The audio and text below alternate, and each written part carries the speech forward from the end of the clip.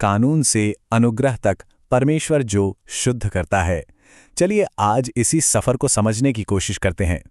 तो शुरुआत एक बहुत ही गहरे सवाल से करते हैं। एक ऐसा सवाल जो शायद हम सबने कभी ना कभी सोचा होगा। आखिर हम ईश्वर के सामने शुद्ध कैसे हो सकते हैं? सदियों से मतलब हजारों सालों से इंसान इसी सवाल का जवाब खोज रहा है। ये जो पवित्रता की खोज है ना, ये किसी एक संस्कृति की बात नहीं है। ये तो दुनिया भर में हर जगह देखने को मिलती है। अच्छा, इस खोज को समझने के लिए बाइबल में एक शब्द आता है, पाप। अब ये है क्या? देखिए, ये उन कामों और मन की अशुद्धता के लिए इस्तेमाल होता है जो इंसान को परमेश्वर से कह सकते हैं दूर कर देती हैं। ये थोड़ा बहुत हमारे कर्म के सिद्धांत जैसा ही है ना, कि हमारे हर काम का एक नतीजा होता है। तो सवाल ये उठता है कि ईश्वर का पैमाना क्या है, उनका स्टैंडर्ड क्या है? चलिए देखते हैं कि बाइबल का जो कानून है वो एक आईने की तरह कैसे काम करता है। कहा गया है कि कानून एक आईने जैसा है। वो हमारी असली हालत तो दिखाता है, पर हमें साफ नहीं कर सकता। मतलब आप सोचिए, आईना आपको बता तो देगा कि आपके चेहरे पर दाग है, लेकिन क्या वो आईना उस दाग को हटा सकता है? नहीं। बस कानून का काम भी कुछ ऐसा ही है। और हाँ, यहां एक और जरूरी बात बताई गई है, वो ये कि कई देवी देवता नहीं, बल्कि सिर्फ एक ही सच्चा, हमेशा रहने वाला परमेश्वर है। और वो कोई दूर की शक्ति नहीं, बल्कि एक जीवित, पर्सनल और प्यार करने वाला पिता है, जिसने इंसानों को अपने साथ एक रिश्ते के लिए बनाया है। और बस यहीं पर कहानी में एक जबरदस्त मोड़ आता है, एक बहुत बड़ा ट्विस्ट। अब हम समझने वाले हैं कर्म और अनुग्रह के बीच का फर्क। तो देखिए, फर्क बिल्कुल साफ है। एक तरफ है कर्म, जो कहता है आप जो बोएंगे वही काटेंगे, मतलब अपने कर्मों का फल मिलेगा।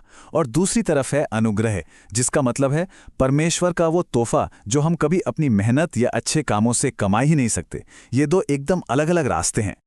तो फिर सवाल ये है कि ये अनुग्रह, ये ग्रेस मुमकिन कैसे हुआ? तो इस समझ के मुताबिक परमेश्वर के बेटे यीशु मसीह ने हम सब इंसानों के पापों का जो आध्यात्मिक कर्ज था, वो सारा का सारा अपने ऊपर ले लिया। तो ये कर्ज चुकाया कैसे गया? चलिए अब उस एक निर्णायक काम पर आते हैं।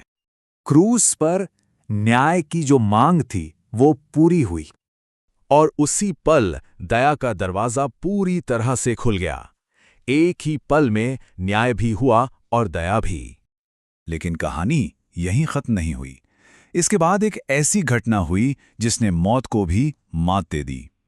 वो था यीशु मसीह का मुर्दों में से जी उठना। कहते हैं कि इसी एक घटना ने पाप और मौत की ताकत को हमेशा के लिए तोड़ दिया। और इसका नतीजा ये हुआ कि अब माफी कोई ऐसी चीज नहीं रही जिसे हमें कमाना पड़े, बल्कि ये एक तोहफा बन गई, एक गिफ्ट जिसे बस हमें स्वीकार करना है। तो ये सब जो बातें हैं, ये सिर्फ किताबी ज्ञान नहीं है, बल्कि ये एक रिश्ते के लिए एक खुला बुलावा है, एक इनविटेशन। तो ये इनविटेशन किस चीज का है? ये बुलावा है एक जीवित परमेश्वर के साथ एक पर्सनल रिश्ता बनाने का। ये बुलावा है अपने अंदर के अपराध बोध, उस गिल्ट से आजाद होने का, लगातार खुद को साबित करने की कोशिशों से आराम पाने का, और एक ऐसी शांति पाने का जो ध्यान या किसी और चीज से शायद ना मिले। और जो लोग इस बुलावे को अपनाना चाहते हैं, उनके लिए यहाँ एक प्रार्थना का जिक्र भी है। इसमें कुछ मुख्य बातें हैं, जैसे परमेश्वर को अपना बनाने वाला मानना, ये विश्वास करना कि यीशु मसीह ने पापों की कीमत चुकाई और उनकी माफी और अनुग्रह को स्वीकार करना। तो इस पूरे सफर का अंत असल में एक नई शुरुआत है, और वो है एक नई पहचान। चलिए इसे जरा और साफ साफ समझते हैं। तो देखिए, पूरी बात को हम 3 स्टेप्स में देख सकते हैं। पहला स्टेप, कानून ने हमें दिखाया कि पवित्र होने के लिए क्या जरूरी है। दूसरा स्टेप, अनुग्रह ने वो चीज हमें दे दी जिसकी पवित्रता को जरूरत थी। और तीसरा स्टेप, यीशु मसीह में इंसान को वो शुद्धता और संपूर्णता मिल जाती है और उसे लगता है कि वो घर पहुंच गया। और शायद इसका सबसे बड़ा असर यह है कि किसी की पुरानी गलतियां, उसकी पुरानी नाकामियां अब उसकी पहचान नहीं रहती। उसकी पहचान अब माफी और परमेश्वर के साथ उस नए रिश्ते से बनती है।